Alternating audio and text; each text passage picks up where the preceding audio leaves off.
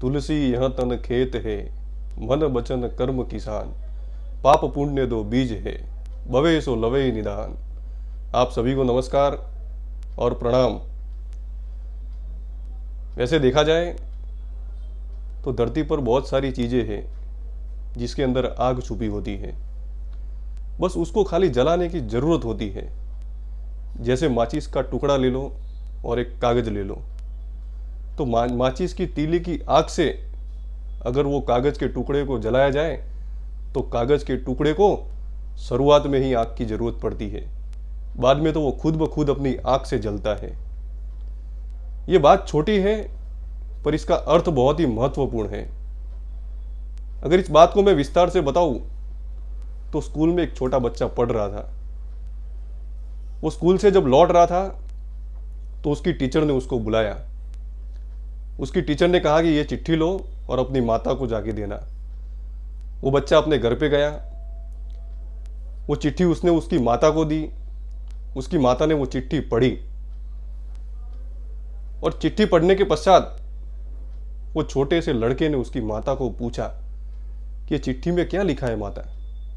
तो उसकी माता ने बताया कि चिट्ठी में तो बहुत अच्छा लिखा है, आपका बेटा पढ़ाई में बहुत अच्छा है, कृपा करके इसको बहुत ही बड़ी स्कूल में पढ़ाए ताकि ये अपने परिवार का, समाज का और देश का नाम रोशन कर सके। उसकी माता ने ठीक वैसा ही किया, उस बच्चे को बड़ी स्कूल में पढ़ाया। वो बच्चा बड़ी कॉलेज में भी पढ़ा और बहुत बड़ा व्यक्ति बना। वो बड़ी बड़ी सिटी में रहने लगा।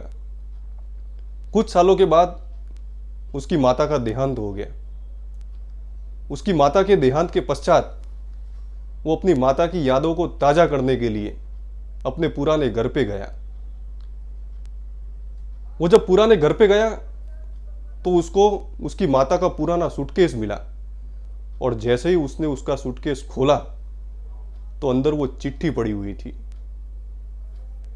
उसने चिट्ठी पढ़ी और चिट्ठी पढ़कर वो फूट फूट कर रोने लगा।